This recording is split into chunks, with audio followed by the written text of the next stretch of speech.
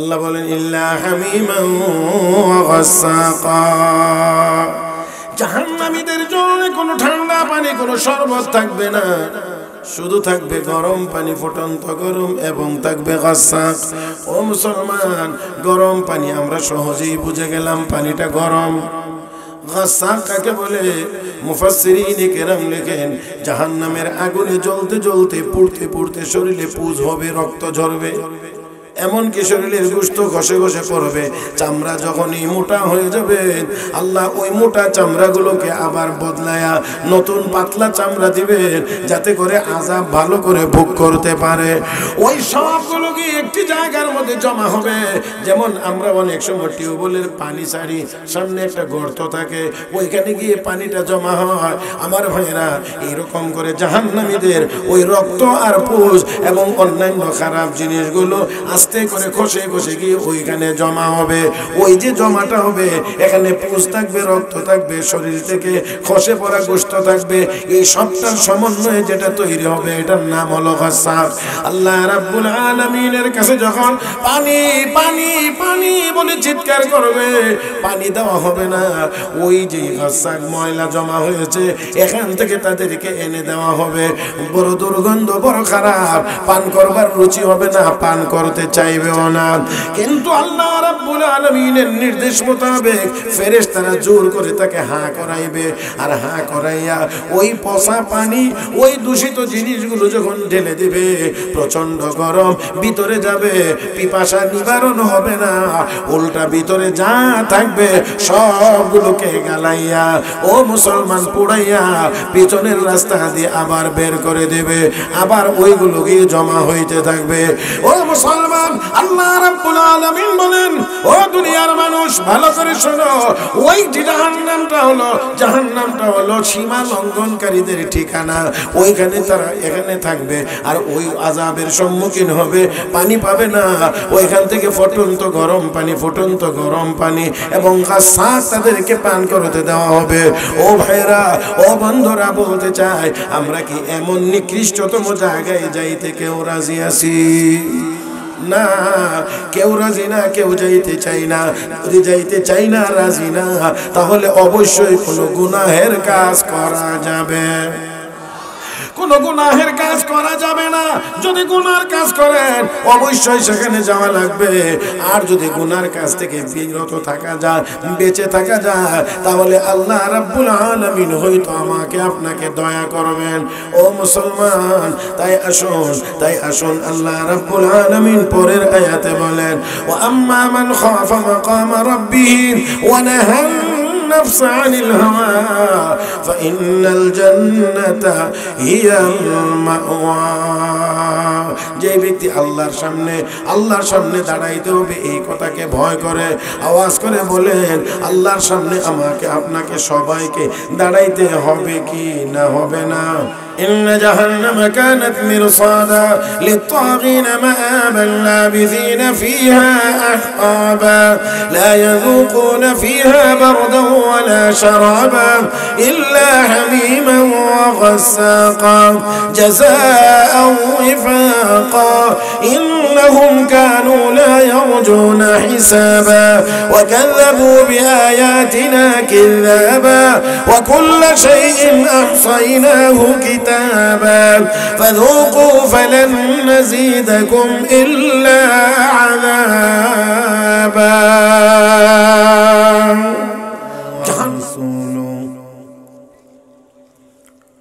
الذي أرسله بالحق بشيرا ونذيرا وداعيا إلى الله بإذنه وسراجا منيرا صلى الله تعالى عليه وعلى آله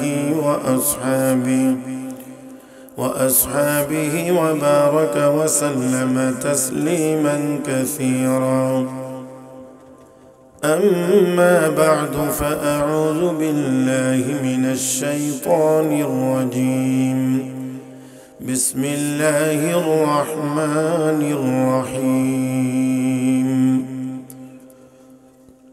إن الذين آمنوا وعملوا الصالحات كانت لهم جنات الفردوس نزلا خالدين فيها لا يبغون عنها حولا قال رسول الله صلى الله عليه وسلم أدنى لأهل الجنة له 80,000 خادم آمنت بالله صدق الله مولانا العظيم وبلغنا رسوله النبي الأمي الكريم ونحن على ذلك لمن الشاهدين والشاكرين والحمد لله رب العالمين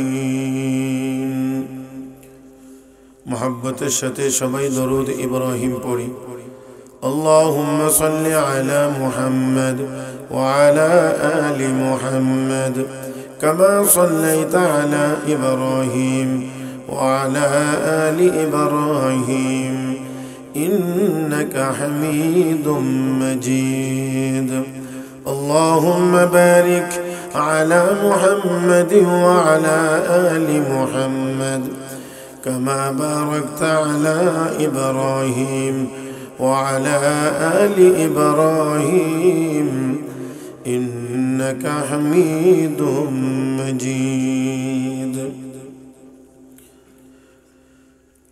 হুগলি আল ইনসাফ ইসলামী যুব সংঘ ভীমখালী বাজার জামালগঞ্জ সুনামগঞ্জের উদ্যোগে আয়োজিত আজকের তাফসীরুল কোরআন মাহফিলের মুহতারাম সভাপতি উপস্থিত হযরত উলামায়ে কেরাম সমবেত দিনদার ইমানদার মুসলমান ভাইরা পর্দার আড়ালে অবস্থানরত শ্রদ্ধেয় সম্মানিত মা ও বোনেরা রব্বে করিমের দরবারে শুকরিয়া আদায় করছি যিনি আমাদেরকে অত্যন্ত দয়া করে মায়া করে মেহেরবানি করে আজকের এই মুবারক মজলিসে আসার বসার কোরআন ও সুন্নাহর কিছু কথা বলার ও শোনার তৌফিক দান করেছেন মহব্বতের সাথে সবাই উচ্চ আওয়াজে পড়ি আলহামদুলিল্লাহ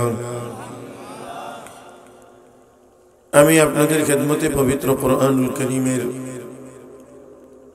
সূরাতুল কাহফের শেষ দিক দিয়ে ছোট ছোট দুইখানা আয়াত তেলাওয়াত করেছি রাসূল আরবি সাল্লাল্লাহু আলাইহি ওয়াসাল্লামের অসংখ্য অগণিত হাদিস থেকে এখানে হাদিস তেলাওয়াত করেছি আয়াতে কারিমা এবং হাদিস শরীফকে সামনে রেখে বিষয়বস্তু একটি নির্ধারণ করা আছে জান্নাত জাহান্নাম সেই বিষয়বস্তুর আলোকে কয়েকটি কথা আপনাদের খেদমতে আরজ করতে চাই আল্লাহ যেন বলবার শুনবার বুঝবার এবং আমল করবার তৌফিক দান করেন মহব্বতের সাথে সবাই বলি আমিন যারা বসেছেন তারা আরেকটু মনোযোগী হয়ে বসে এই ছেলে মোবাইল নামা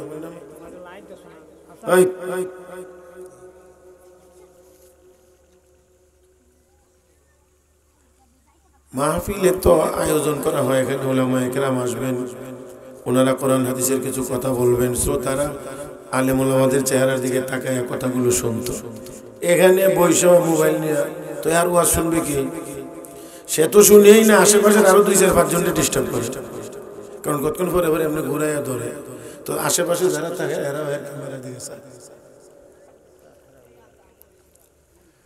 যে একটু যারা বসেছেন আর একটু মনোযোগী হয়ে বসে সবাই একটু আমার দিকে খেয়াল করেন কিছু কথা বলতে গেলে যারা শুনবেন তাদের মনোযোগী হওয়া দরকার কারণ যাদেরকে লক্ষ্য করে বলা হবে তারা যদি মনোযোগী না থাকেন তাহলে বলবো কাদেরকে সেজন্য সবাই একটু এই দিকে মনোযোগী হয়ে আমার দিকে একটু তাকিয়ে কথাগুলো শোনার চেষ্টা করেন মুহতারাম হাজিরিন আমরা এই দুনিয়াতে কেউই ছিলাম না এই দুনিয়াতে কেউই থাকতেও পারবো না যেমন ছিলাম না সত্য তেমন থাকতেও পারবো না সত্য এই দুনিয়াতে আসার আগে আমরা আরো 2টা জগৎ অতিক্রম করে এসেছি আবার এই দুনিয়াটা যা চলে যাওয়ার পরে এই জগতের পরে আমাদের সামনে আরো 2টা জগৎ আছে এই 2টা জগৎ অতিক্রম করার পরে আমাদের চূড়ান্ত ঠিকানা নির্ধারিত হবে প্রথম নাম্বার কথা হলো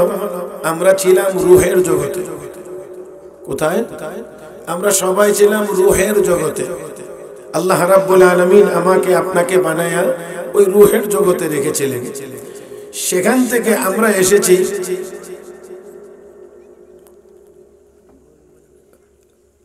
আলমে আরওয়াহ, এটা ছিল রূহের জগৎ। দ্বিতীয়টা, ওইখান থেকে আল্লাহ আমাকে আপনাকে স্থানান্তরিত করে পাঠাইছেন আলমে আরহাম, মায়ের পেটের জগৎ। এই দুইটা জগৎ অতিক্রম করার পরে আমরা এসেছি যে জগতে এখন আমরা আছি, এটার নাম হলো আলমে দুনিয়া বা দুনিয়ার জগৎ। আলমে আরওয়াহ এটা আল্লাহ বানায় শুধু সেখানে রেখেছিলেন। আর যেহেতু দুনিয়াতে আল্লাহ পাঠাইবেন, এই দুনিয়াতে পাঠানোর পথে আল্লাহ রাব্বুল আলামিন আলমে আরহাম, মায়ের পেটের জগৎকে আল্লাহ ব্যবহার করেছেন, মানে মা বাবার মাধ্যমে আমাকে আপনাকে এই দুনিয়াতে প্রেরণ করেছেন। মূলত এই জগৎগুলোর মধ্যে কাজ করার জায়গাটা হলো আলমে দুনিয়া। এই দুনিয়ার জগৎ আমরা এখন যেখানে আছি, এটা হলো আমাদের কাজ করার জায়গা। এখানে যদি আমরা কাজ করতে পারি, আল্লাহ যেই কাজের জন্য আমাকে আপনাকে বানাইছেন, যেই কাজের জন্য আল্লাহ আমাকে আপনাকে পাঠাইছেন, সেই কাজ যদি আমরা করতে পারি, তাহলে সামনের যেই জগৎগুলো আছে সেই জগৎগুলোতে আমরা ধাপে ধাপে ক্রমান্বয়ে আমরা এই দুনিয়ার আমলের ফল সেখানে ভোগ করব। পক্ষান্তরে কেউ যদি আল্লাহর নাফরমানি করে, গুনাহের কাজ করে, তাহলে গুনাহের ফলও সে ভোগ করতে থাকবে। শুরু হবে আস্তে আস্তে আস্তে আস্তে, মনে করবে সামনে গেলে মনে হয় কমতে পারে, কিন্তু সামনে গেলে দেখা যাবে আযাবের পরিমাণ আরো বাড়তে থাকবে। তাহলে মূলত এই যে দুনিয়াটা, এই দুনিয়াটা হলো কর্মক্ষেত্র। কর্মক্ষেত্র, এই কর্ম আবার দুই প্রকার, একটাকে বলে নেক আর একটাকে বলে বদ। আমরা যেটা সহজে বুঝি নেক আমল আর বদ আমল, সওয়াবের কাজ আর গুনাহের কাজ, এতটুকু কথা তো আমরা বুঝি।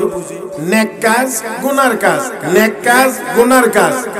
তাহলে এই দুনিয়া থেকে বিদায়ের পরে আমাদের সামনে আরো যে দুইটা জগৎ আছে, এই দুই জগতের মধ্যে আমরা শুধু গিয়ে দুনিয়ার জীবনের এই কাজকর্মের ফলাফল ভোগ করব। সেখানে ওইখানে গিয়ে আর কোনো কাজ করার সুযোগ নেই, কোনো আমল করার সুযোগ।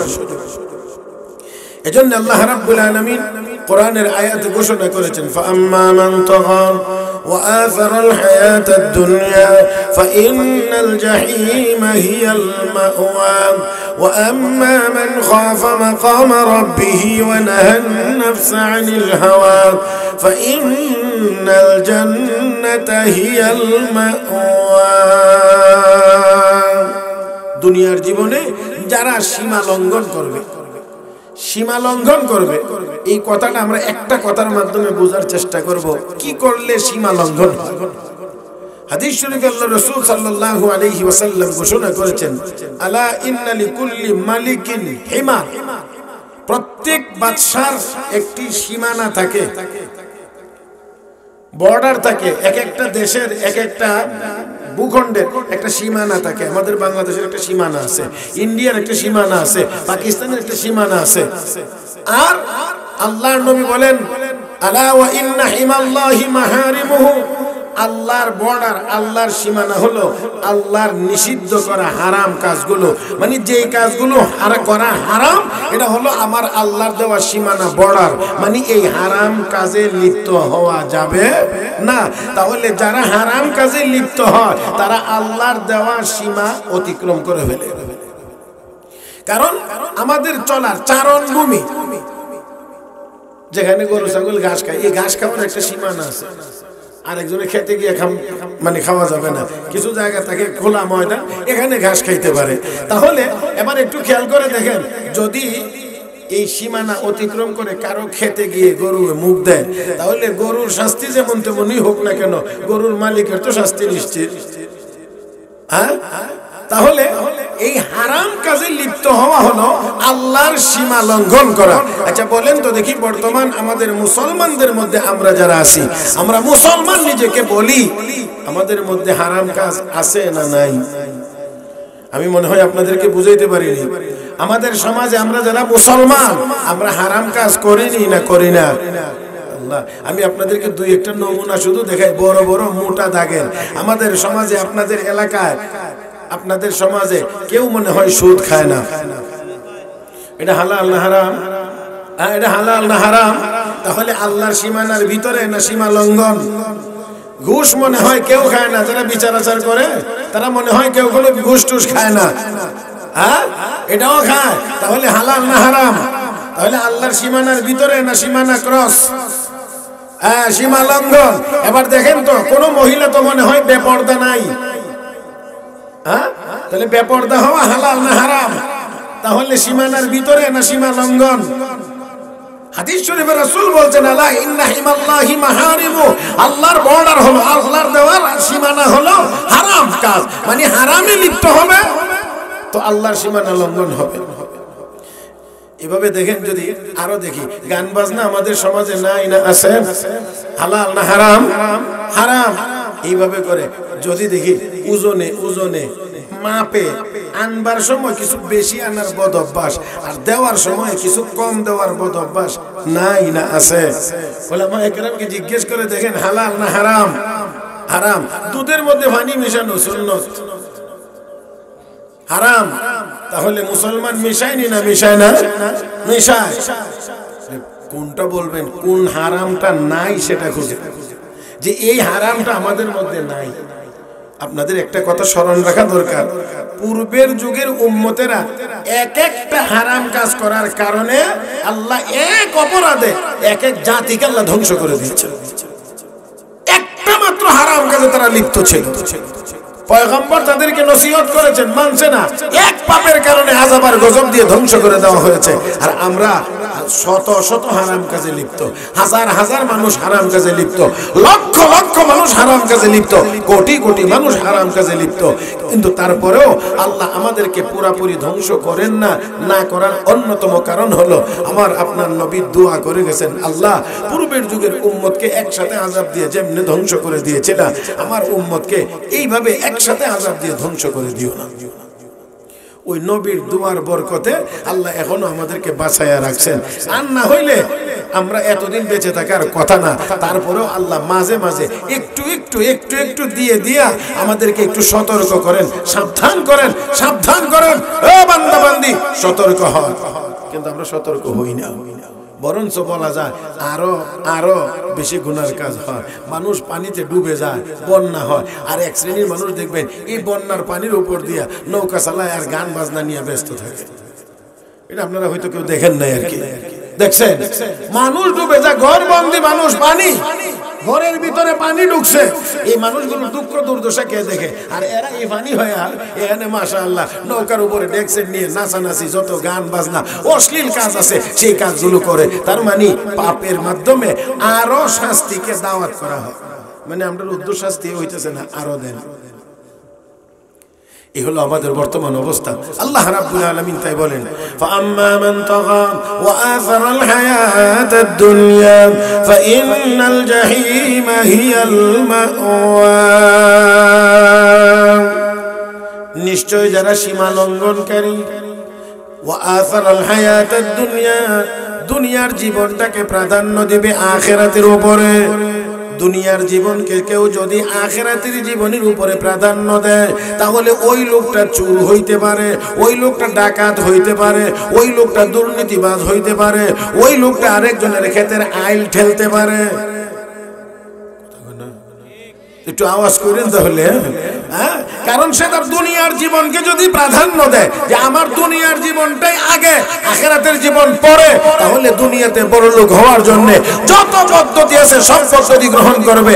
আর কেউ যদি মনে করে না দুনিয়ার জীবন আমার আগে না, আমার আখিরাতের জীবন, আমার জান্নাত ঠিক থাকতে হবে, এবার দুনিয়া থাকলে থাকবে, না থাকলে নাই, তাহলে সে আর চুরি করতে পারবে না, ডাকাতি করতে পারবে না, দুর্নীতি করতে পারবে না, ক্ষেতের আইল ঠেলতে পারবে না।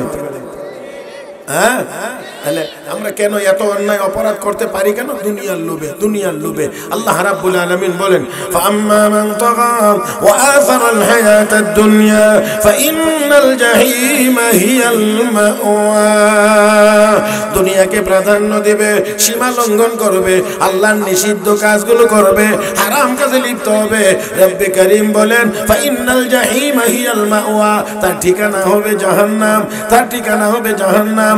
আপনারা একটু আওয়াজ করে বলবেন, জাহান্নামে কি কেউ যাইতে চায় আমরা? হ্যাঁ হ্যাঁ, আর একটু আওয়াজ করে বলেন, জাহান্নামে কেউ যাইতে চায়? তাহলে হারাম কাজ, হারাম কাজ, মাশাআল্লাহ বলেন, হারাম কাজ করা যাবে, হারাম কাজ করা যাবে। এখন করতেছি হারাম আর বলতেছি জাহান্নামে যাব না। করতেছি হারাম কাজ, গুনার কাজেই লিপ্ত, বলতেছি জাহান্নামে যাব না। বর্ষাকাল, আমাদের এদিকে নৌকা চলে না, তো নৌকার মধ্যে কেউ উঠছে, নৌকা ইঞ্জিন স্টার্ট দিছে, নৌকা চলতেছে। এখন নৌকার ভিতরে কেউ বসে থেকে যদি বলে আমি আমি যাব না, আপনাদের কি মনে হয় ওই লোকটার যাওয়া বন্ধ আছে? নৌকা চলতেছে, নৌকার ভিতরে বসা আর বলতেছে যাব না, বলতেছে যাব না, তাহলে যাওয়া বন্ধ আছে? হ্যাঁ, তো নৌকার ভিতরে বসে যদি বলে আমি যাব না, তার যাওয়া যেমন বন্ধ নাই, তো আমরাও গুনার কাজে লিপ্ত আছি। তার মানে জাহান্নামে যাওয়ার নৌকাতে উঠে বসে আছি, আর নৌকা চলতেছে আর আমরা বলতেছি জাহান্নামে যাব না। তাহলে ওই লোকের যাওয়া যেমন বন্ধ নাই, আমাদেরও জাহান্নামে যাওয়া বন্ধ। আমি আবারও বলবো, একটু কথা বললেন তাহলে আমার কথা বলতে গিয়ে একটু সুবিধা হবে। বলেন দেখি আবারও, আমরা কি কেউ জাহান্নামে যাইতে চাই? জাহান্নাম এটা আমাদের যাওয়ার জায়গা না, জাহান্নাম কোনো ভালো ঠিকানার নাম না। আল্লাহ রাব্বুল আলামিন এই জাহান্নামের বিবরণ দিয়েছেন কোরআন শরীফের অনেক আয়াতে, অনেক আয়াতে। সব আয়াত তিলাওয়াত করাও সম্ভব না, তরজমা করা তো সম্ভবই না। এই জন্য আমি শুধু দুই একটি আয়াত আপনাদের খেদমতে তিলাওয়াত করে শোনানোর চেষ্টা করব, একটু তরজমা করার চেষ্টা করব।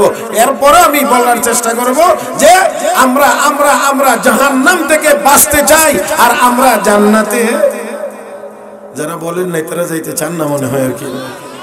إن جهنم كانت مرصادا للطاغين مآبا لابثين فيها أحقابا لا يذوقون فيها بردا ولا شرابا إلا حميما وغساقا جزاء وفاقا إنهم كانوا لا يرجون حسابا وكذبوا بآياتنا كذابا وكل شيء أحصيناه كتابا فذوقوا فلن نزيدكم إلا عذابا। জাহান্নাম একটা ঘাঁটি বিশেষ, লিত্তাগীনা মাআবা, যারা সীমা লঙ্ঘন করবে তাদের ঠিকানা জাহান্নাম। ওই যে একটু আগে বললাম, আল্লাহ বলেন যারা সীমা লঙ্ঘন করবে দুনিয়ার জীবনকে প্রাধান্য দিবে, এটা হলো ওই সীমা লঙ্ঘনকারীদের ঠিকানা। লা ইয়াযুকুনা ফিহা বারদা ওয়ালা শারাবা, ওই জাহান্নামের ভিতরে কেউ একটু ঠান্ডা পানি পাবে না পান করার জন্য, একটু শরবত পাবে না পান করার জন্য। পানি পানি পানি পানি বলে চিৎকার করবে, চিৎকার করবে, কিন্তু পানি তাকে দেওয়া হবে না। ইল্লা হামিমান, কেবলমাত্র পাবে গরম পানি, ফুটন্ত গরম পানি। সেটাও আবার কেমন গরম? ইমাম কুরতুবী রাহমাতুল্লাহ আলাইহি তাফসীরে কুরতুবীর মধ্যে লিখেছেন, ওই জাহান্নামীদের জন্য যে গরম পানিটা হবে, এখান থেকে যদি এক ফোঁটা গরম পানি কোনো পর্বতের ছোড়ায় ছেড়ে দেওয়া হয়, এক ফোঁটা গরম পানির তাপের কারণে গোটা পাহাড়টাই গলে পানি হয়ে যাবে। এমন পানি কি আমরা সহ্য করতে পারবো? বলেন না, সহ্য করতে পারবো? এমন পানি কেউ চাই? আল্লাহ বলেন ইল্লা হামিমান ওয়া গাসসাকা, জাহান্নামীদের জন্য কোনো ঠান্ডা পানি, কোনো শরবত থাকবে না, শুধু থাকবে গরম পানি, ফুটন্ত গরম, এবং থাকবে গাসসাক। ও মুসলমান, গরম পানি আমরা সহজেই বুঝে গেলাম পানিটা গরম। গাসসাক কাকে বলে? মুফাসসিরিনে কেরাম লেখেন, জাহান্নামের আগুনে জ্বলতে জ্বলতে পুড়তে পুড়তে শরীরে পুজ হবে, রক্ত ঝরবে, এমনকি শরীরের গোশত ঘষে ঘষে পড়বে, চামড়া যখনই মোটা হয়ে যাবে আল্লাহ ওই মোটা চামড়াগুলোকে আবার বদলায়া নতুন পাতলা চামড়া দিবেন, যাতে করে আযাব ভালো করে ভোগ করতে পারে। ওই সবগুলোকে একটি জায়গার মধ্যে জমা হবে। যেমন আমরা অনেক সময় টিউবওয়েলের পানি ছাড়ি, সামনে একটা গর্ত থাকে, ওইখানে গিয়ে পানিটা জমা হয়। আমার ভাইরা, এইরকম করে জাহান্নামীদের ওই রক্ত আর পুজ এবং অন্যান্য খারাপ জিনিসগুলো আস্তে করে খসে খসে গিয়ে ওইখানে জমা হবে। ওই যে জমাটা হবে, এখানে পুজ থাকবে, রক্ত থাকবে, শরীর থেকে খসে পড়া গোশত থাকবে, এই সবটার সমন্বয়ে যেটা তৈরি হবে এটার নাম হলো গাসাক। আল্লাহ রাব্বুল আলামিনের কাছে যখন পানি পানি পানি বলে চিৎকার করবে, পানি দেওয়া হবে না। ওই যে গাসাক ময়লা জমা হয়েছে, এখান থেকে তাদেরকে এনে দেওয়া হবে। বড় দুর্গন্ধ, বড় খারাপ, পান করবার রুচি হবে না, পান করতে চাইবেও না। কিন্তু আল্লাহ রাব্বুল আলামিনের নির্দেশ মোতাবেক ফেরেশতারা জোর করে তাকে হাঁ করাইবে, আর হাঁ করাইয়া ওই পচা পানি, ওই দূষিত জিনিসগুলো যখন ঢেলে দিবে, প্রচন্ড গরম, ভিতরে যাবে, পিপাসা নিবারণ হবে না, উল্টা ভিতরে যা থাকবে সবগুলোকে গালাইয়া ও মুসলমান পুড়াইয়া পিছনের রাস্তা দিয়ে আবার বের করে দেবে, আবার ওইগুলো গিয়ে জমা হইতে থাকবে। ও মুসলমান, আল্লাহ রাব্বুল আলামিন বলেন, ও দুনিয়ার মানুষ ভালো করে শোনো, ওই জাহান্নামটা হলো সীমা লঙ্ঘনকারীদের ঠিকানা। ওইখানে তারা এখানে থাকবে আর ওই আযাবের সম্মুখীন হবে, পানি পাবে না। ওইখান থেকে ফুটন্ত গরম পানি এবং গাসাক তাদেরকে পান করতে দেওয়া হবে। ও ভাইরা, ও বন্ধুরা, বলতে চাই, আমরা কি এমন নিকৃষ্টতম জায়গায় যাইতে কেউ রাজি আছি? না, কেউ রাজি না, কেউ যাইতে চাই না।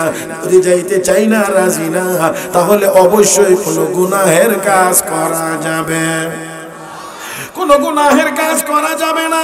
যদি গুনার কাজ করেন অবশ্যই সেখানে যাওয়া লাগবে।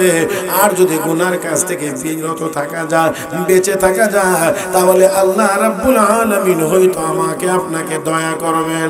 ও মুসলমান, তাই আসুন আল্লাহ রাব্বুল আলামিন পরের আয়াতে বলেন, ওয়া আম্মা মান খাফা মাকাম রাব্বিহি ওয়া নাহান النفس عن الهوى فإن الجنة هي المأوى। যে ব্যক্তি আল্লাহর সামনে দাঁড়াইতে হবে, এই কথাকে ভয় করে আওয়াজ করে বলেন, আল্লাহর সামনে আমাকে আপনাকে সবাইকে দাঁড়াইতে হবে কি না হবে না? সবাই মিলে বলি, আল্লাহর আদালতে আমাকে আপনাকে দাঁড়াইতে হবে কি হবে না? মনে হয় গরিব মানুষ যারা তারা দাঁড়াইবে, ধনীদের দাঁড়াইতে হবে না। ও মুসলমান, সাধারণ কর্মীদের দাঁড়াইতে হবে, নেতাদের মনে হয় দাঁড়াইতে হবে না। আল্লাহর আদালত, দুনিয়ার আদালতের থেকে তো নেতারা বাঁচতে পারে না। কথা কয় না? দুনিয়ার আদালতের থেকেই তো বাঁচতে পারে না। যারা ক্ষমতার দাপট দেখায় কিছুদিন পরে দেওয়া যায় মাশাআল্লাহ জেলখানার বাসিন্দা হয়ে যায়। তাহলে যাদের ইশারায় সব চলতো, এখন তারা ইশারা আর করতে পারে না। কারণ কি? হাত বান্ধা, এখন আর ইশারা চলে না। এখন ওনারা অন্যদের ইশারায় চলতে হয়। কোন দিকে যাবো? ইশারা দিয়ে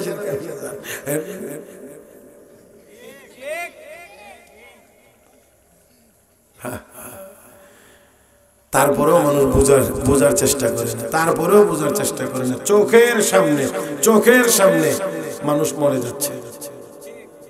এর চেয়ে বড় আর বাস্তব তো আর কোনো কিছু নেই। চোখের সামনে মারা গেছে, দাদা গেছে, বাবা গেছে, ভাই গেছে, বড় ভাই গেছে, ছোট ভাই গেছে, ছেলে গেছে, এমনকি নাতিও গেছে। অনেক দাদা এমন আছে যার নাতি মারা গেছে তার হাতে। তাহলে একটু কি এখান থেকেও কি আমাদের একটু শিখবার মতো কিছু নাই?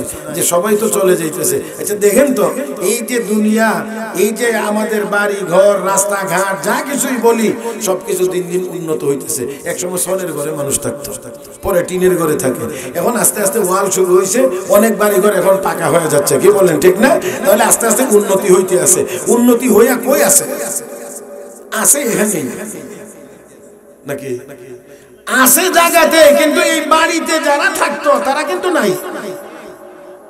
50 বছর আগে যদি কেউ মরে থাকে, আর এই 50 বছর আগে মরে যাওয়া মানুষটাকে যদি এখন জীবিত করে বাংলাদেশে উঠানো যায়, সুনামগঞ্জে নিয়ে ছেড়ে দেওয়া যায়, দিরাই রাস্তার মুখে নিয়ে যদি ছেড়ে দেওয়া যায়, তুই বেটা কইব এটা আমার দেশ না, এটা আমার জেলা না, আমি এই দেশে ছিলাম না।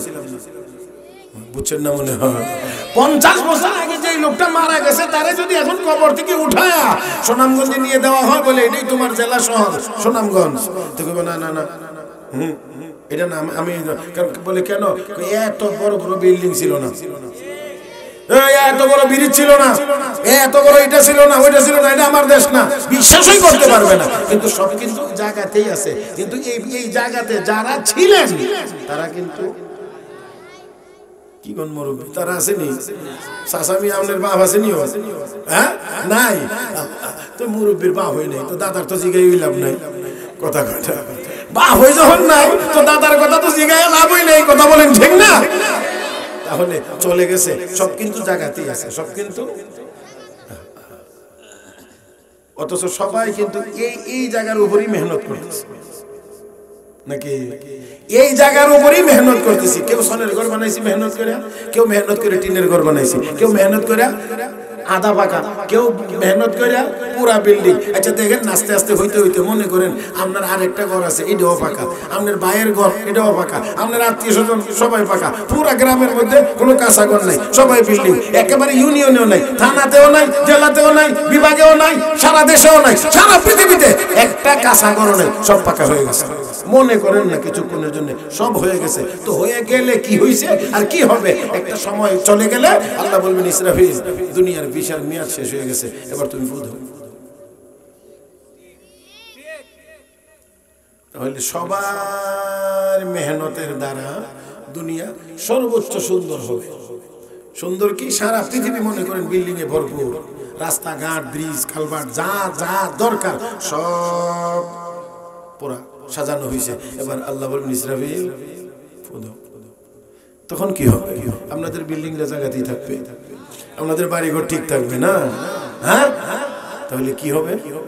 সব القارعة ما القارعة وما أدراك ما القارعة يوم يكون الناس كالفراش المبثوث وتكون الجبال كالعهن المنفوش। আল্লাহ কয় ইসরাফিল ফেরেশতা যখন সিংহায় ফু দিবে, পাহাড়গুলো, আপনার বাড়িঘরগুলো না, পাহাড়গুলো তুলার মতো উড়তে থাকবে, তুলার মতো উড়তে থাকবে। পাহাড়ই যদি তুলার মতো উড়ে, তো আপনার আমার বাড়িঘর কেমন করে উড়বে এটা নিজেরা একটু আন্দাজ করেন। পাহাড়গুলোর কথা আল্লাহ বলেছেন, তাকুনুল জিবাল, একটা পাহাড় কত বড়, কি পরিমাণ ওজন, কি পরিমাণ শক্তিশালী, যে পাহাড় দিয়ে আল্লাহ জমিনকে স্থিতিশীল করেছেন। ওয়াজআলনাল জিবালা আওতাদা, রব্বে করিম কয় লোহা যেমন পেরাক মারলে যেমন কাঠ শক্ত হয়ে থাকে, আমি আল্লাহ এই জমিনের মধ্যে বড় বড় পাহাড় দিয়ে জমিনকে স্থিতিশীল করেছি, লোহা মারছি যাতে করে জমিন নড়াচড়া না করে। নড়াচড়া যদি করতো এই বিল্ডিং বানাইতে পারতেন না, আর বিল্ডিং বানাইবেন তো করে নিজে তো ঠিক মতো হাঁটতেই পারতেন। সেই পাহাড়গুলো তোলার মতো উঠবে, কেমন হবে ওই দিনের দৃশ্যটা একটু সামান্য আল্লাহ রাব্বুল আলামিন আয়াতে তার বিবরণ দিয়েছেন অবস্থাটা কেমন হবে। يا أيها الناس اتقوا ربكم إن زلزلة الساعة شيء عظيم يوم ترونها تذهل كل مرضعة عما أرضعت وتضع كل ذات حمل حملها وترى الناس سكارى وما هم بسكارى ولكن عذاب الله شديد। আল্লাহ রাব্বুল আলামিন বলেন, এ দুনিয়ার মানুষ ভয় করো তোমাদের রবকে। আওয়াজ করে বলবেন আমাদের রব কে? জবানটা খুলেন না একটু, কে? আর একটু মহব্বতে বলেন সবাই মিলে, কে? আল্লাহ। তোমাদের রবকে ভয় করো কেন? ইন্না জালজালাতাস সাআতি শাইউন আযীম, কিয়ামতের ভূমিকম্প বড় মারাত্মক, ভয়াবহ। কতটুকু ভয়াবহ আমার আল্লাহ বিবরণ নিয়ে বলেন, ইয়াউমা তারাউনাহা তাযহালু কুল্লু মুরদিআ আম্মা আরদাআত। মা তার সন্তানকে দুধ খাওয়াইতে আছে, কোলে করে নিয়ে। এমন সময় যদি ওই দৃশ্যটা ভেসে উঠে, মায়ের কোল থেকে সন্তান যে কোন ফাঁকে মাটিতে পড়ে যাবে মা টের পাবে না। শুধু এতটুকুই না, আমার আল্লাহ বলেন ওয়াতাদাউ কুল্লু যাতি হামলিন হামলাহা, মায়ের গর্ভে সন্তান, এটা তো কুলে, আল্লাহ কো মায়ের গর্ভে সন্তান, সেই সন্তানটাই ছুটে পড়ে যাবে, মা টের পাবে না। আল্লাহ রাব্বুল আলামিন বলেন হাবিব ওয়াতারান নাস সুকারা, আপনি মানুষকে দেখবেন মাতাল অবস্থায় ঘোরাফেরা করছে, ওমা হুম বিসুকারা, আসলে তারা মাতাল না। তাহলে এমন হবে কেন? ওয়ালাকিন আযাবাল্লাহি শাদীদ, ওই দিন তারা আল্লাহর ভয়াবহ আযাব সচক্ষে দেখতে পাবে। আল্লাহ আমাদেরকে সেই আযাব থেকে হেফাজত করুন। আরো মহব্বতে বলি আমিন। তো আল্লাহ রাব্বুল আলামিন বলেন ওই জাহান্নাম, এটা হলো ফাসিক ফুজ্জার কাফের বেঈমানদের ঠিকানা। আমরা তো সেই জাহান্নামে কেউ যাইতে চাই না, আমরা সেই জাহান্নামে কেউ যাইতে চাই না। শুধু আযাব আর আযাব, আযাব আর আযাব। এখানে একটু পানির ব্যবস্থা নাই, একটু ঠান্ডা পানির ব্যবস্থা নাই, একটু শরবতের ব্যবস্থা নাই, আছে ফুটন্ত গরম পানি, আছে গাসাক। এমন জাহান্নামে আমরা কেউ যাইতে চাই না। এই জাহান্নাম থেকে আল্লাহ যেন আমাদেরকে হেফাজত করেন। হ্যাঁ, তবে কি না বলছিলাম, জাহান্নাম থেকে যদি বাঁচতে হয় তাহলে কি ছাড়তে হবে? আসতে করেন কিন্তু, হ্যাঁ, কি ছাড়তে হবে? গুনাহ ছাড়তে হবে। আমরা গুনাহও করি, আবার জান্নাতের আশাও করি। জান্নাত মানে জাহান্নামে যাব না, গুনাহও ছাড়ি না। এটা কেমন হয়? মান্দার গাছ চিনেন নি আপনারা? মান্দার গাছ লাগায় আর আশা করে কাঁঠাল খাবে। হ্যাঁ, মান্দার গাছ লাগায় কাঁঠাল আশা করা যায় না, কোনোদিন পাওয়াও যাবে না। গুনার কাজ করব, নেক আমল করব না, জাহান্নামে যাব না, এমন আশা করাটাও সঠিক আশা হবে না। আমার বন্ধুরা, যদি জাহান্নাম থেকে বাঁচতে হয়, রব্বে কারীম বলেন ওয়া আম্মা মান খাফা মাকামা রাব্বিহি, আল্লাহর সামনে দাঁড়াইতে হবে, রবের সামনে দাঁড়াইতে হবে, জবাব দিতে হবে। এই ভয়টা যার হৃদয়ের ভিতরে থাকবে, আল্লাহর আদালতে আমাদের সবাইকে দাঁড়াইতে হবে কি হবে না? সবাইকে, ধনী বলেন, দরিদ্র বলেন, গরিব বলেন, নেতা বলেন, কর্মী বলেন, অফিসার বলেন, পিয়ন বলেন, সবাইকে আল্লাহর আদালতে দাঁড়াইতে হবে। ও মুসলমান, শুধু দাঁড়ানো না, আমার নবী বলেন 5টি প্রশ্নের জবাব না দেওয়া পর্যন্ত একটা কদমও কেউ সামনে আগাইতে পারবে। 5টা প্রশ্নের জবাব না দেওয়া পর্যন্ত একটা কদমও কেউ আগাইতে পারবে না। এ মুসলমান, ওই দিন কারো কোনো ক্ষমতা চলবে? ওই দিনের ক্ষমতা একমাত্র কার? ওই দিনের ক্ষমতা একমাত্র আল্লাহর। আল্লাহ রাব্বুল আলামিন বলবেন লিমানিল মুলকুল ইয়াউম, আজকের দিনের রাজত্ব কার?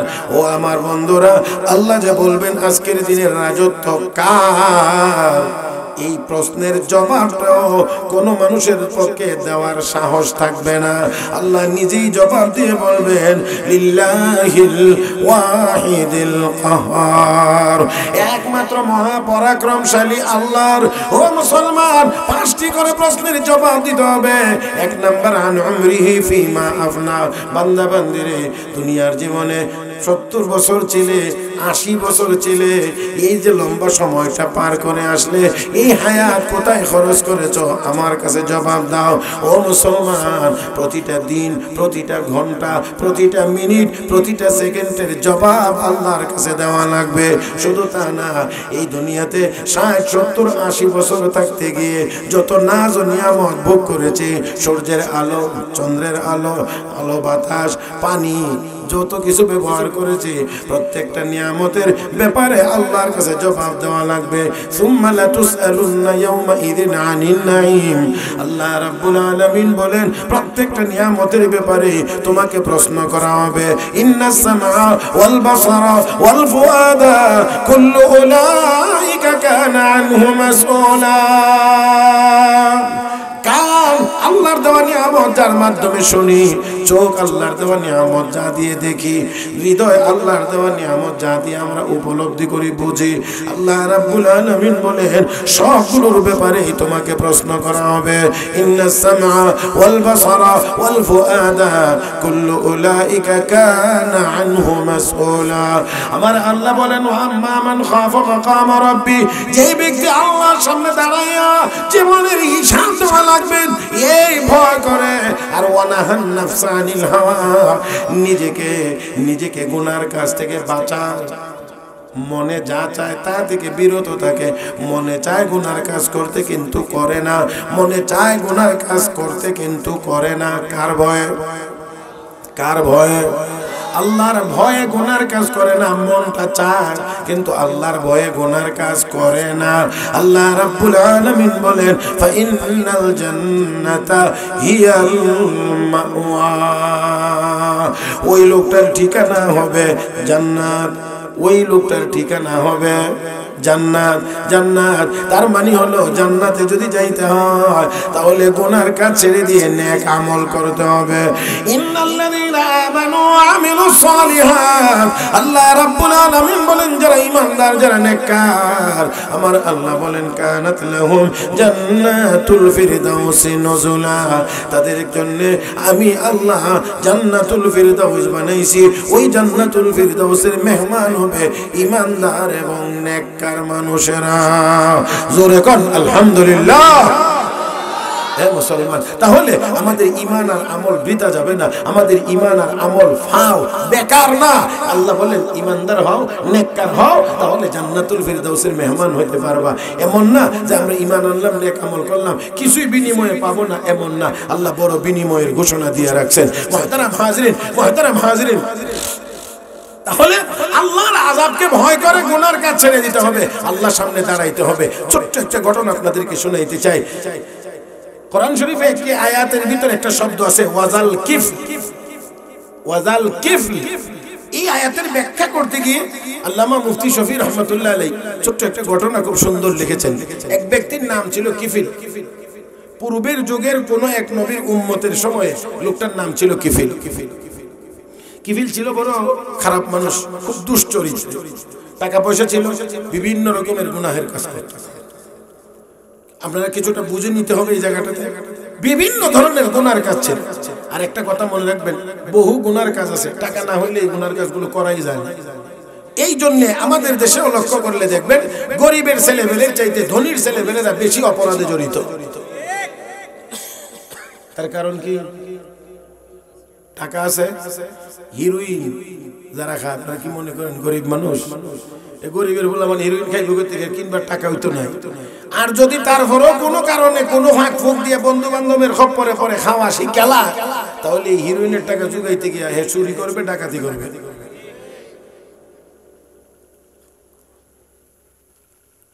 তো টাকার মালিক ছিল, এই জন্য সব রকমের সব ধরনের গুনার কাজই সে করত।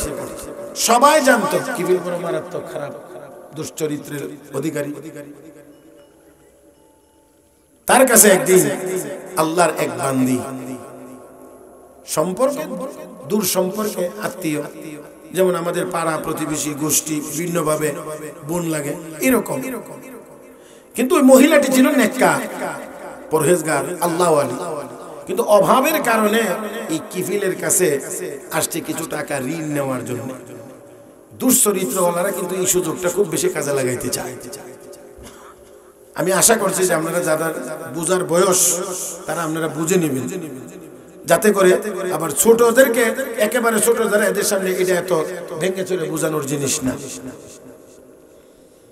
লক্ষ্য করে দেখেন, আয়সা বলছে আমাকে কিছু টাকা ঋণ দাও, আমি সময় মতো তোমার ঋণ পরিশোধ করে দেব। কিন্তু সে যে চরিত্রহীন, তার যে মতলব খারাপ, এই জন্য সে মনে করছে এটাই তো সুযোগ। সে বলছে ঋণ টিন নেওয়ার দরকার কি, আমি তো তোমাকে এমনি দিতে চাই। আমি আশা করি আপনারা বুঝছেন এর ভিতরে একটা খারাপ কিছু আছে, মতলব খারাপ। আল্লাহর বান্দি বুঝতে পেরে এখান থেকে চলে গেছে আর বলছে অসম্ভব, গুনার কাজ আমার দ্বারা সম্ভব না, চলে গেছে। আবার একদিন আসছে, কিফিলের একই কথা, আল্লাহর বান্দি চলে গেছে। এবার যে আসছে নিরুপায়, আর কোনো বিকল্প নেই। এবার এসে যখন বলতে কিছু টাকা ঋণ দাও, কিফিল কর না আমি তো ঋণ দেব না, এমনিতেই দেব। নিরুপায় হওয়ার কারণে শেষ পর্যন্ত আল্লাহর বান্দি মনের ইচ্ছা না থাকলেও রাজি হয়েছে। মনের ইচ্ছা নাই, কোনো আগ্রহ নাই, কোনো আনন্দ নাই, কিন্তু নিরুপায়, এই জন্যে তার কথায় রাজি হয়েছে। আওয়াজ করে বলেন, রাজি হওয়ার কারণে কিফিল বেজার না খুশি? কারণ তার অনেক দিনের মনের আশা পূরণ হতে চলছে, কিছু টাকাও দিয়ে দেওয়া হয়েছে। এবার শুধু নির্জন জায়গাতে যাবে, যেখানে গিয়ে এই গুনাহের কাজটা তারা করবে। ওই কিফিল যায় আনন্দ নিয়ে, আমার অনেক দিনের আশা আকাঙ্ক্ষা পূরণ হবে। আর আল্লাহর বান্দি যায় আর ভিতরে ভিতরে আল্লাহর ভয়ে কলবটা কাঁপতে আসে। শুধুমাত্র ভিতরে ভিতরে কাঁপছে, কলবটা কাঁপছে এমন না, যতই নির্জনে যাইতে আছে ততই দেখা যায় তার শরীরের মধ্যেও কম্পন। একেবারে নির্জন জায়গায় যখন গিয়ে পৌঁছে গিয়েছে, কিফিল তাকায় দেখে আল্লাহর বান্দি আর স্বাভাবিক অবস্থায় নাই, ভয়ে থর থর করে কাঁপতে আছে। ডাক দিয়ে কয়, আমি তো তোমাকে জোর করে আনি নাই, তুমি আমার কথায় রাজি হয়েই এসেছো, এমন ভয়ে কাঁপতে আছো কেন?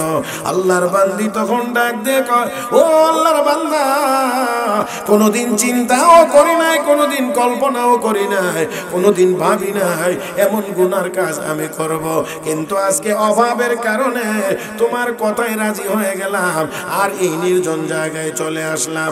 আমি এই গুনার কাজ করে যদি মারা যায়, আল্লাহর আদালতে গিয়ে আমি কোন চেহারা নিয়ে হাজির হব? আল্লাহর কাছে গিয়ে আমি কি জবাব দেব? এই ভয়ে আমি আমার শরীরটা কাঁপতেছে, আমি থরথর করে কাঁপতে আছি। আওয়াজ করে বলেন আল্লাহু আকবার। শুধুমাত্র তা নাই, এতটুকু বলে ওই আল্লাহর বান্দি এবার শুধুমাত্র নিজেই গুনাহ থেকে বাঁচার ভয়ে কাঁপতেছে তা না, আল্লাহর বান্দি চিন্তা করলেন, আমি তো তার কথা মতো রাজি হয়েই এসেছি, আমার ইচ্ছা থাক আর না থাক, টাকাও আমি গ্রহণ করেছি, এখন তো আমি জোর জবরদস্তি করার কোনো সুযোগ নাই। কিন্তু আল্লাহর বান্দি চিন্তা করলেন, আমি একটু নসিহত তো তাকে করতে পারি। এই জন্য ওই নির্জন জায়গায় আল্লাহর বান্দি তাকে ডাক দিয়ে কইয়া, আখি ইত্তাকিল্লাহ, হে আমার ভাই, তুমি আল্লাহকে ভয় করো। কাকে? আল্লাহকে ভয় করো। এখানে অন্য কোনো আইন আদালত দেখায় লাভ নাই, পুলিশ দেখায় লাভ নাই, কোনো আইন শৃঙ্খলা রক্ষাকারী বাহিনীর ভয় দেখায় কোনো লাভ নাই। এখানে একমাত্র ভয়, কার ভয় হলে গুনাহ থেকে বাঁচা সম্ভব। এই জন্য আল্লাহর বান্দি কো, ইয়া আখি ইত্তাকিল্লাহ, ও ভাই তুমি ও আল্লাহকে ভয় করো। ও মুসলমান, একটি গুরুত্বপূর্ণ কথা খেয়াল রাখতে হবে, কেউ যদি হক কথা বলে, কি কথা? ভালো করে খেয়াল করে, কেউ যদি কথাটা বলে হক, আর বলার নিয়তটা যদি হয় হক, মানে কথাটাও ভালো, নিয়তটাও ভালো, আর যদি হয় হক তরিকা, বলার পদ্ধতিটাও ভালো, কথাটা হক, নিয়ত হক, তরিকা হক, কথা যদি খেয়াল রাখতে পারেন কাজে লাগবে। হক কথা, হক নিয়ত, হক তরিকা। হক কথা, হক নিয়ত, হক তরিকা, সঠিক কথা, সঠিক নিয়ত, সঠিক পদ্ধতি, তিনটার সমন্বয় যদি হয়, তাহলে এই কথা যাকে বলা হবে অবশ্যই অবশ্যই তার উপরে এই কথা আসর করবে। এখন মিলাইয়া দেখেন, আমরা হয়তো কেউ হক কথা বলি না, হক কথা বললেও হক নিয়তে বলি না, আবার হক নিয়ত হইলেও বলার পদ্ধতি ঠিক থাকে না, হক তরিকা থাকে না, ভেংসি ভাংসি দিয়া বলি, যেটার দ্বারা ভালো হওয়ার কথা হে আরো রাগে আরো খারাপ হয়। নামাজের মধ্যে ভুল হয়েছে, ছোট ছেলে অল্প বয়সী মুরব্বী একজনে দেখছে যে কে তারে বলার দরকার ছিল, বাবা মসজিদে আসো, নামাজ পড়ো, মাশাআল্লাহ খুব ভালো কথা, তুমি তো নামাজটা যে পড়ছো বাবা এই জায়গার মধ্যে একটু ত্রুটি হয়েছে, এটা এমনি না এমনি। তাহলে বোঝা গেল আপনি হক কথা বলছেন, হক নিয়তে বলছেন, হক তরিকায় বলছেন। আর যদি নামাজ শিখছ তো করে মসজিদে বসে, হ্যাঁ এটা হইছে নামাজ?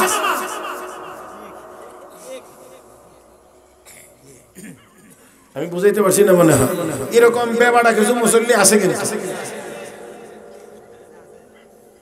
এখন এবারে এই শরম ভাইয়া, কারণ আপনার বলার পদ্ধতি ঠিক না থাকার কারণে নামাজ যে হইছে না ত্রুটি হইছে এটা কথা ঠিক আছে, হইছে না যেটা ঠিক আছে, আপনার সংশোধনের নিয়ত আপনার ভিতরে, এটা তো আমি বাইরে দেখি না, দল্লাম এটাও ঠিক আছে, কিন্তু বলার পদ্ধতি ঠিক নেই না থাকার কারণে লাভটা হয়েছে কি, হে যে আগে মসজিদ আইতো এখন বাইরে গিয়ে আর আইতাম না, আর মসজিদে আসতাম না। কি হয়েছে দেখো না, বুড়ার করে বুড়ে আমার কি স্মরণ না দিছে, আপনি লাভ করলেন না ক্ষতি করলেন? সে আগে মসজিদে আসতো, নামাজ ভুল, ঠিক আছে নামাজ ভুল হইছে, তবু কোথায় আসতো? মসজিদে। আর আপনার ধমকের কারণে মসজিদে ছেড়ে দিছে, তো নামাজ তো হের হই না, ভুল। মসজিদে আয় ওই নামাজ ঠিক হইছে না, তো এখন তো আপনার ধমকের কারণে মসজিদ ছেড়ে দিল, তো এর নামাজ ঠিক হইল, তাহলে লাভ কত হইছে? এই জন্য কথা হইতে হবে হক, নিয়ত হইতে হবে হক, তরিকা হইতে হবে হক, কথা হক নিয়ত হক তরিকা, এই তিনটার সমন্বয় যদি হয় তাহলে এই কথা অবশ্যই অবশ্যই যাকে বলা হবে তার মধ্যে অ্যাকশন। কারণ আমরা কেউ আছি হক কথা বলি না, হক কথা বললেও হক নিয়তে বলি না, হক নিয়তে বললেও হক তরিকায় বলি না, যার কারণে কাজ হয় না। কথা বোঝেন নাই, এই জন্য কাজ হয় না। মুহতারাম হাজরিন, তো আল্লাহর বান্দি যে এখানে বলতেছেন ইয়া আখি ইত্তাকিল্লাহ, সম্বোধনটা কি? হে আমার ভাই, তাহলে বোঝা গেল তরিকা ঠিক আছে, সম্বোধনে বলছে তরিকা ঠিক আছে, মানে একেবারে মহব্বতের দৃষ্টিতে বলছে। দেখেন 2 নাম্বার ইত্তাকিল্লাহ, আল্লাহকে ভয় করো, তাহলে বোঝা গেল এখানে অন্য কোনো কিছু না, এই নির্জন জায়গায় গুনাহ থেকে বাঁচার একমাত্র হাতিয়ার হলো আল্লাহর ভয়। সেজন্য অন্য কোনো কিছু না বলে জায়গায় বলেছেন আল্লাহকে ভয় করো, আর আল্লাহকে ভয় করো বলাটা এই মুহূর্তে অবশ্যই তার গুনাহ থেকে বাঁচার জন্য এই নিয়তেই বলছেন। যেই মাত্র এই কথা বলছেন হে ভাই আল্লাহকে ভয় করো বলা মাত্রই কিফিলের মধ্যে এবার একটা ভাম, একটা ধাক্কা, যে কিফিল এতক্ষণ আনন্দিত ছিল সেই কিফিল এখন গভীরভাবে চিন্তায় মগ্ন হয়ে গেছে। আর একটু জোরে, এখন আর আগের আগ্রহ আর স্পিড দেখায় না, শুধুমাত্র এতটুকুই না, এমন একটা অবস্থা সৃষ্টি হয়েছে তার ভিতরে, এখন ডাক দিয়ে গো আল্লাহর বান্দি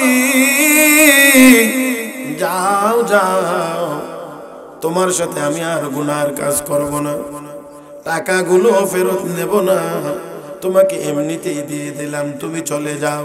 তবে যাওয়ার আগে একটা কথা শুনে যাও, শুধুমাত্রই আজকের এই মুহূর্তে গুনাহটাই ছাড়লাম না, আমি যতটুকু সময় আর দুনিয়ায় বাঁচব আর কোনোদিন কোনো গুনাহের কাজ করব না, আর কোন গুনার কাজ করব না।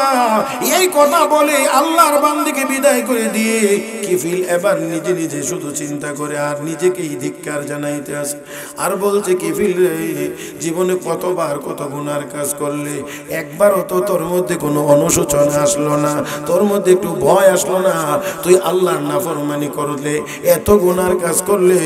এই কথা বলে বলে নিজেকেই নিজে ধিক্কার জানায় আর আল্লাহর দরবারে শুধু চোখের পানি ছেড়ে কান্দে। এ মুসলমান, আল্লাহ রাব্বুল আলামিন তো বান্দার কলবের হালত দেখেন, ইন্নাল্লাহা আলিমুম বিযাতিস সুদূর, আল্লাহ কলবের হালত দেখেন। আল্লাহ রাব্বুল আলামিন বুঝে গিয়েছেন বান্দার কলবের ভিতরে আমার ভয় ঢুকে গিয়েছে, আর গুনার কাজ করবে না, আমার কাছে ক্ষমা চায়। আল্লাহ রাব্বুল আলামিনের কুদরত, ওই রাত্রটাই ছিল কিফিলের জীবনের শেষ রাত। ওই রাত্রটাই ছিল কিফিলের জীবনের শেষ রাত। ওই রাত্রিতেই কিফিল মারা গেছে। দুনিয়ার সব মানুষ, আত্মীয় স্বজন সবাই জানে কিফিল বড় খারাপ, কিফিল বড় খারাপ, কিফিল বড় খারাপ, এটাই দুনিয়ার সবাই জানে। ও মুসলমান, কিন্তু রাতের বেলা যে আল্লাহর আযাবের ভয়ে গুনার কাজ ছেড়ে দিয়ে আল্লাহর কাছে কান্নাকাটি করেছে, তওবা করেছে, এটা তো দুনিয়ার কেউ জানে না।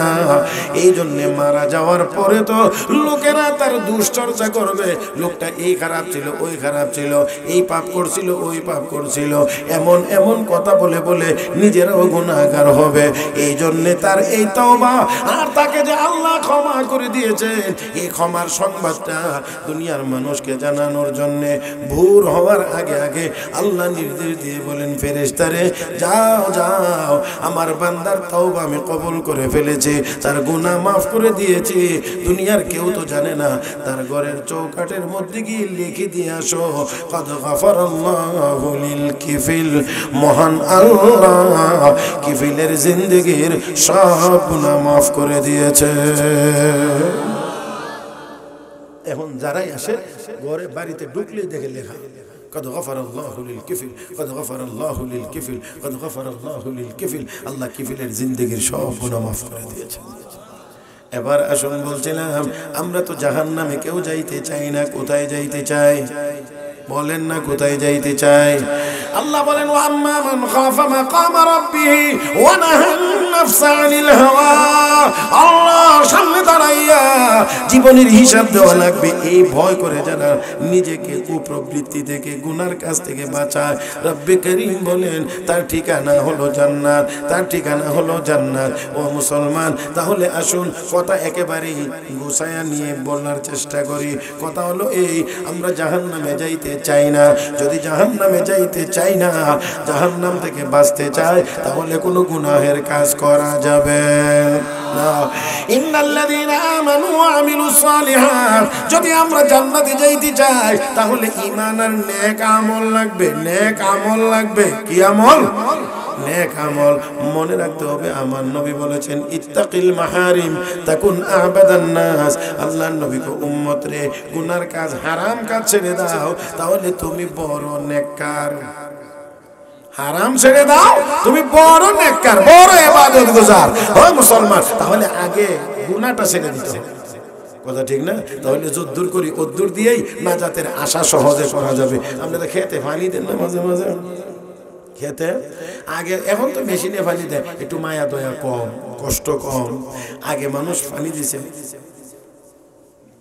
হ্যাঁ ওদ দিয়া, না হ্যাঁ ওদ দিয়া, আর একটা দিছে পাতা দিয়া, এটা কি কইল, কোন কোন দিয়া পানি। তো এই সময় পানি দেওয়াটা কষ্টের ছিল। এই জন্য কদ্দুর পানি দিয়ে দিও, যারা পানি দিত এই লোকগুলো খেতে আইলে দেখে হাঁটত। আর এমনি দেখে কি দেখে, কি দেখে, ওই জন্য উত্তরটা খেতের আইলে দিয়ে হাঁটে আর এমনি দেখে। এই ক্ষেতের পানি আমি যে এত কষ্ট করে দিতেছি, এটা আমার ক্ষেতে আছে না কোনো ফাঁক ফুক দিয়ে ছিদ্র দিয়ে আরেক ক্ষেতে চলে যাইতেছে। পানি যে খেতে আছে এটা দেখার দরকার কি? নাকি দেখবার জিনিস, এটা তো দিতেছে খেত, থাকবেই খেত, কিন্তু দেখে আসলে যে পানি কোনো পথে জায়গা কিনা। তাহলে ওই জন্য দেখে গিয়ে দেখিয়া করে কি, আগে যদি কোনো দিকটা দেখা যায় একটু নামে, তাহলে আগে এই ছিদ্রটা বন্ধ করে, যাতে করে আমি কষ্ট করে এক হেওত পানি দিলে যেন এই পানিটা আমার ক্ষেতের মধ্যেই থাকে। এবার দেখেন, আপনারা চিন্তা করেন, ক্ষেতের ছিদ্র আছে কয়েকটা, পানি দিতেছেন সারা রাতে, সকালে উঠে দেখবেন যে পানি তো আপনার ক্ষেতে নাই, গেছে অন্য ক্ষেতে। তাহলে আগে ছিদ্রটা বন্ধ করতে হবে। মুহতারাম হাজিরিন, তো আমরাও যদি জান্নাতে যাইতে হয় তাহলে আগে গুনাহের ছিদ্রগুলো সব বন্ধ করে দিতে হবে। তাহলে যদ্দুর দিবেন ওদ্দুরেই আপনার খেতে যেমন থাকবে, নেক আমল যদ্দুর করবেন ওদ্দুর দিয়েই আপনি জান্নাতে যাওয়ার আশা করতে পারবেন। কিন্তু শর্ত হইল গুনাহ থাকতে পারে না। কিন্তু দুর্ভাগ্য আমাদের, দুর্ভাগ্য আমাদের, এখন নেক আমল এই কোনো রকম কিছু কিছু, আর সারা দিন রাত্রি গুনার কাজ, গুনার কাজ, গুনার কাজ, গুনার কাজ, দিন রাত চলছে গুনার কাজ, দিন রাত চলছে গুনার কাজ, গুনার কাজ। এমন কি কমলির ভিতরে গিয়াও গুনার কাজ। বুঝলে বুঝেন, না বুঝলে না। আমার ভাইরা, এবার আপনারা একটু চিন্তা করেন যে আমরা কি পরিমাণ গুনার কাজের মধ্যে লিপ্ত হয়ে আছি, কি পরিমাণে। আগে একটা সময় ছিল গুনার কাজ করার জন্য নির্দিষ্ট কিছু জায়গায় যাওয়া লাগতো। সিনেমা দেখলে সিনেমা হলে যাওয়া লাগতো, টেলিভিশন দেখলে ঘরের ভিতরে যাওয়া লাগতো, কথা বলে না? হ্যাঁ, এরকম। এখন সিনেমা হল আর টেলিভিশন এখন আর পকেটে ঘরে ঘরে করছি। আগে ছিল ঘরে ঘরে, এখন নিয়ে পকেটে। হ্যাঁ বাবা, বুড়া বেটা নিজের নাম জানে না, বাপে না শিখাইছে না, 2 অক্ষর লিখতে পারে না, নাম কইতে পারে না, নামের মধ্যে বাংলা অক্ষর কয়টা। এই বেটা মোবাইল নিয়ে গেছে, মেসেজ আইছে।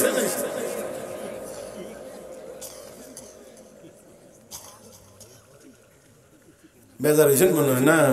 হ্যাঁ, কি মোবাইলে মেসেজ আছে, বাবা রে বাবা, মেসেজ কারে কর বেটা, তোমার আব্বানি কই তারে মেসেজ কারে কর।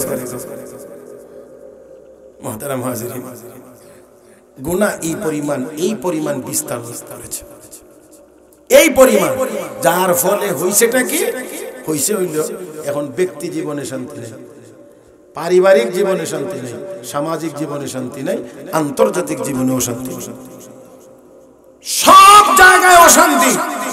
বাড়ির অভাব নাই, গাড়ির অভাব নাই, টাকার অভাব নাই, ক্ষেতের অভাব নাই, ফসলের অভাব নাই, খাওয়ার অভাব নাই, কিন্তু অশান্তি। কোন জায়গা থেকে দেখবেন শান্তির, কারণ গুনাহে কোনোদিন শান্তির ব্যবস্থা করে না। গুনার পরিমাণ বাড়তে থাকবে, অশান্তি বাড়তে থাকবে, গুনাহ বাড়তে থাকবে, অশান্তির পরিমাণ বাড়তে থাকবে, গুনাহ বাড়তে থাকবে, অশান্তির পরিমাণ বাড়তে থাকবে। আমরা শান্তি ফিরাই আনবার জন্য খালি আইন তৈরি করে, এটা করতে হবে, সাজা আগে 3 বছর ছিল, এটা এখন 6 বছর করতে হবে, 6 বছর ছিল, এটা 12 বছর করতে হবে, এই করতে হবে, সেই করতে হবে। এই আইনের পিছনে দৌড়াইতে আসি, যার কারণে আইন ডেভেলপ হয়, সাজার মেয়াদ বাড়ে, নতুন আইন তৈরি হয়, অপরাধের পরিমাণ আরো বাড়ে। আর আমরা বলতে চাই, কোরআন হাদিস বলে সোজা জায়গাতে ধরো, আসল জায়গা, মানুষের চরিত্র ঠিক করে দাও, তাহলে দেখবে গুনাহ হবে না, অশান্তি হবে না, শান্তির ব্যবস্থা হয়ে যাবে। বিশ্বনবী রাহমাতুল আলামিন নবী মুহাম্মদুর রাসূলুল্লাহ সাল্লাল্লাহু আলাইহি ওয়াসাল্লাম সবার চরিত্রটা বদলাইয়া দিয়েছিলেন। আর আমাদের দেশের দুনিয়াতে, বর্তমান দুনিয়ায় স্লোগান কি জানেননি? দিন বদলের স্লোগান, দিন বলে বদলাইলে। আমি জিজ্ঞাসিলাম, সূর্য পূর্ব দিক দিয়ে উঠে পশ্চিম দিক দিয়ে ডুবে, মানে আপনারা কোন দিক দিয়ে উঠাইবেন আর কোন দিক দিয়ে ডুবাইবেন, তাহলে বদলানি হবে। দিন যদি বদলাইতে চান তাহলে তো এরকমই কোনো একটা কিছু করতে হবে, পাগলামি ছাড়া আর কিছুই না। দিন আবার বদলায় কেমনে? দিন জায়গাতেই থাকে, মানুষ বদলায়, স্বভাব বদলায়, চরিত্র বদলায়, কথা কয় না কেন? হ্যাঁ, বদলাইতে হবে, আমাদের স্বভাব বদলাইতে হবে। আমি আপনাদেরকে কেমনে বুঝাইতে পারি? আল্লাহ মাফ করুন, বেয়াদবি হলে মাফ করবেন, তারপরও হাদিসে যেহেতু আছে সেই জন্য বলছি। আল্লাহর নবীর কাছে এক লোক গিয়া কইল, আমি ঈমান আনবো, তবে শর্ত হলো আমার একটা কাজের অনুমতি দেওয়া লাগবে। কি? যে না, আমি ছাড়তে পারবো না। আমরার মতো মৌলভী সাহেবের কাছে আইলে বললাম, তোর ঈমানের দরকার নাই, ইসলামের দরকার নেই, যা তুই ঈমান না আনলি, ইসলাম না আনলি, তা আল্লাহ টাকা নেই তোর লাগে, আল্লাহ রাসূল বুঝছেন, নবী তো নবী, ফারাসাতে আম্বিয়া, নবীদের তীক্ষ্ণতা আলাদা। এজন্য নবী কাছে, ঠিক আছে তোমার এটার একটা ব্যবস্থা হইব না, তো তুমি কালেমা পড়ো, কালেমা পড়ছো, আচ্ছা ঠিক আছে, তুমি কি বলছিলে, কোনটা ছাড়তে পারবা না? আমি জিনা ছাড়তে পারবো। আচ্ছা ঠিক আছে, তাহলে তুমি আমার দুই একটা কথার উত্তর দাও। বলে কি? তুমি যে খারাপ কাজটা করবা, কোনো না কোনো মহিলার সাথেই তো করবা। বলে হ্যাঁ। এই খারাপ কাজটা যদি তোমার মা কোনো পরপুরুষের সাথে করে, এটা তোমার কাছে কেমন লাগে? তুমি কি এটা মানো যে তোমার মা এই খারাপ কাজটা অন্য একজন পুরুষের সাথে করো? না, এটা মানি না, আমার মা কেন এটা করবে? আচ্ছা, তোমার বোন যদি কারোর সাথে এরকম খারাপ কাজ করে, তাহলে তুমি কি সেটা মানো বা ভালো চোখে দেখো? না, আমার বোন কেন খারাপ কাজ করবে?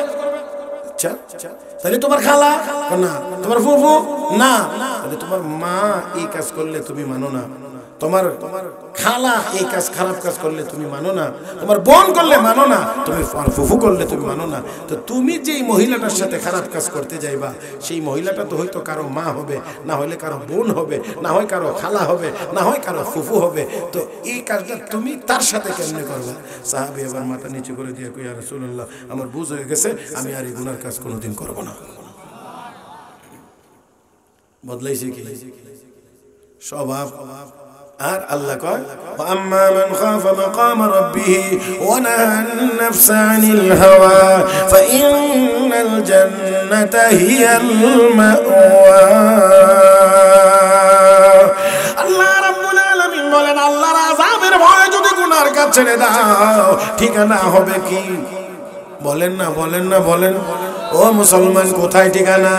জান্নাত। আমরা সকলে যাইতে চাই জান্নাতে। জান্নাতে আমার ভাইরা, ওই জান্নাতের ভিতরে হলো আমাদের থাকার জায়গা, আমাদের খাওয়ার জায়গা, আরামের জায়গাটার নাম হলো জান্নাত। আল্লাহ জান্নাত বানাইছেন আরামের জায়গা হিসেবে। এখানে শুধু আরাম, শুধু আরাম, শুধু আরাম। জান্নাতের ভিতরে যেই লোকটা হবে সবচেয়ে দরিদ্র, ওই লোকটার জান্নাত হবে পৃথিবীর 10টার সমান। আর ওই লোকের খাদেমের সংখ্যা হবে, আমার নবী বলেন, 80,000। দুনিয়াটা হবে 10টা দুনিয়ার সমান, খাদেমের সংখ্যা হবে কয় হাজার? কয় হাজার?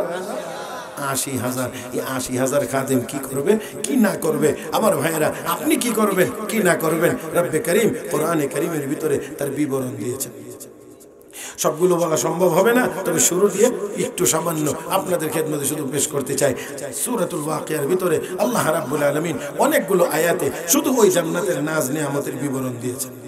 على سرر موضونة متكئين عليها متقابلين يطوف عليهم ولدان مخلدون بأكواب وأباريق وكأس من معين لا يصدعون عنها ولا ينزفون وفاكهة مما يتخيرون ولحم طير مما يشتهون وحور عين كأمثال اللؤلؤ المكنون جزاء بما كانوا يعملون لا يسمعون فيها لغوا ولا تأثيما إلا قيلا سلاما سلاما وأصحاب اليمين ما أصحاب اليمين في سدر مخضود وطلع منضود وظل ممدود وماء مسكوب وفاكهة كثيرة لا مقطوعة ولا ممنوعة وفرش مرفوعة إنا أنشأناهن إنشاء فجعلناهن أبكارا عربا أترابا لأصحاب اليمين।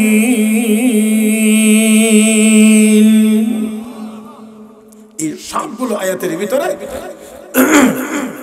আল্লাহ রাব্বুল আলামিন শুধু জান্নাতের ভিতরে আপনি কোন অবস্থায় থাকবেন, কি করবেন না করবেন, এই অবস্থার বিবরণ আল্লাহ দিয়েছেন। আলা সুরুরিন মাউদুনা, স্বর্ণের কারুকার্য খচিত এই সোফা। সোজা কথা, স্বর্ণের চেয়ারে বসবেন, হেলান দিয়ে বসবেন স্বর্ণের চেয়ারে। আপনি আর আপনার স্ত্রী সামনাসামনি, একজন আর একজনের সামনাসামনি বসবেন। মুতাকাবিলিন ইয়াতুফু আলাইহিম ওয়িলদানুম মুখাল্লাদুন, আপনি বসে বসে গল্প গুজব করবেন। আর ওই 80,000 খাদেম হাতে সব কিছু খাওয়া দাওয়ার জন্য যা যা লাগে সব রেডি করে হাতে নিয়ে আপনাদের চতুর্দিক দিয়ে শুধু চক্কর দিতে থাকবে 80,000 খাদেম।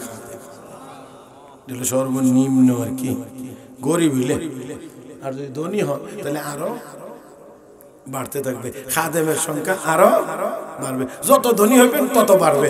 এটা হলো একেবারে লাস্ট, এর চেয়ে কম আর এটা দিয়ে হলো স্টার জান্নাতে, মানে শুরুটাই হলো 80,000 খাদেম। আরো যদি আপনি জান্নাতে ধনী হন তা আরো বাড়বে বাড়বে বাড়বে বাড়বে বাড়তে থাকবে। ও মুসলমান, তো 80,000 খাদেমে আপনারা শুধু খেদমত করবে, আপনারা বসে বসে গল্প গুজব করবেন। মাঝে মাঝে একটু একটু এই শীতে একটু চা কফি না খাইলে গল্পটা কি চাবে?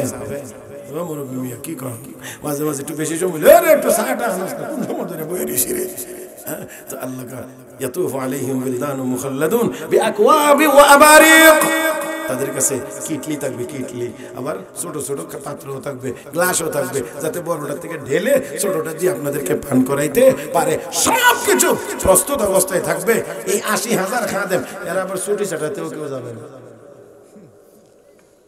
মাঝে মাঝে বাড়ির কাজের লোক ছুটিতে যায় না, এরা ছুটি ছাটাও নেবে না, ছুটির কোনো দরকারও নাই, হবে না, এই জন্য ছুটিও নেবে না। এটি আবার অল্প বয়সী হবে, বেশি বয়সও হবে না, এমন এক মিলের থাকবে সব সময়। আবার অসুস্থ হইয়া মাঝে মাঝে হাসপাতালেও যাবে না, সব সময় এক হালত। এখানে কোনো জান্নাতের ভিতরে কোনো অসুস্থতা, কথা বলে কোনো অসুস্থতা, জ্বর সর্দি কাশি নাই, নাই নাই, করোনা টরোনা কিচ্ছু না।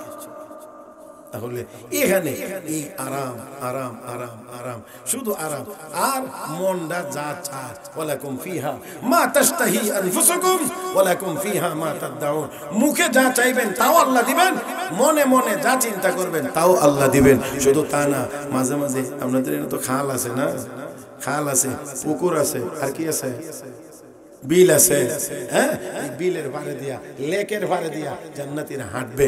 আর ওই লেকের মাছ উপরে উঠে সালাম দিয়ে বলবে, ও আল্লাহর বন্ধু আমাকে খাইবেন না। আল্লাহু আকবার। কেমন লাগবে ওই দিন, ওই জীবনটা কেমন হবে, কেমন আরামের হবে। এ বুড়া মিয়া, বুড়া মানুষ কেমন জান্নাতে যাবে না? একজনও না, একটা বুড়াও জান্নাতে যাবে না। হ্যাঁ যাবে, বুড়া যাবে না তো জান্নাতে। বুড়াটা জান্নাতে গিয়ে করতো কি? দুনিয়াতে তো বুড়াটারে ভালো একটা দাওয়াতে দিলে, না না আমার কি মানে আমি খাইতে হইতে পারি না, আমার ওই হয়ে যাই মানে পুতের দেখা যায়, ঠিক না?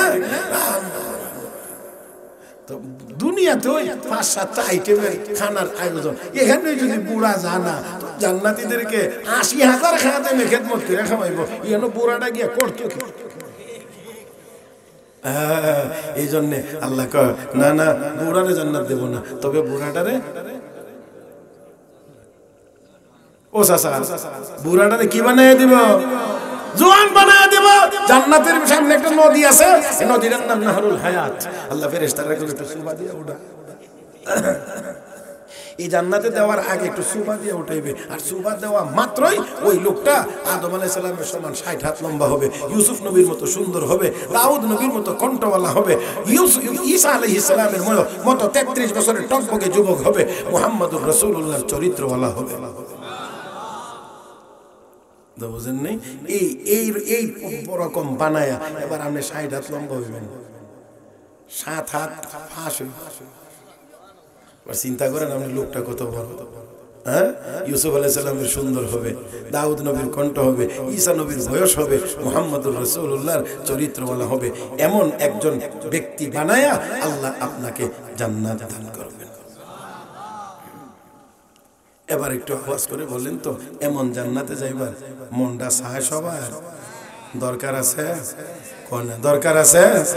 মুহতারাম হাজিরিন, তাহলে সেই জান্নাতে যদি যাইতে হয়, সেই জান্নাতে যদি যাইতে হয়, তাহলে আল্লাহ বলেন, ইন্নাল্লাযীনা আমানু ওয়া আমিলুস সালিহাত। পুঁজি লাগবে দুইটা, ঈমান নেক আমল। ঈমান নেক আমল, ঈমান নেক আমল। আল্লাহ কয়, এই ঈমান আর নেক আমল নিয়ে যদি আসতে পারো, তাহলে জান্নাতুল ফিরদাউসের মেহমান তোমাদেরকে বানায় দেব। খালিদিনা ফিহা, এই জান্নাতে চিরকাল থাকবে, আর কোনোদিন জান্নাত থেকে বের হওয়া লাগবে লা ইয়াবগুন আনহা হিওয়ালা। কেউ বলবেন আল্লাহ আমি জান্নাত থেকে একটু বাইরে যাবো, এদিকে যাবো, এই কথা আর কোনোদিন কেউ বলবে না। মুহতারাম হাজিরিন, তাহলে আসুন আমরা সব রকমের গুনার কাজ ছেড়ে দিয়ে ঈমান আর নেক আমল নিয়ে মজবুত ভাবে আমরা যেন দুনিয়া থেকে বিদায় হতে পারি, জান্নাতের উপযুক্ত হয়ে যেন যাইতে পারি। আল্লাহ আমাদের সবাইকে তৌফিক দান করুন। মুহাব্বতের সাথে সবাই বলি আমিন ইয়া রাব্বাল আলামিন। সুবহানাকাল্লাহুম্মা বিহামদিক, আশহাদু আল লা ইলাহা ইল্লা আনতা, আস্তাগফিরুকা ওয়া আতুবু ইলাইক। ওয়া আখিরু দাওয়ানা আলহামদুলিল্লাহি রাব্বিল আলামিন। ওয়াসসালামু আলাইকুম ওয়া রাহমাতুল্লাহি ওয়া বারাকাতুহু।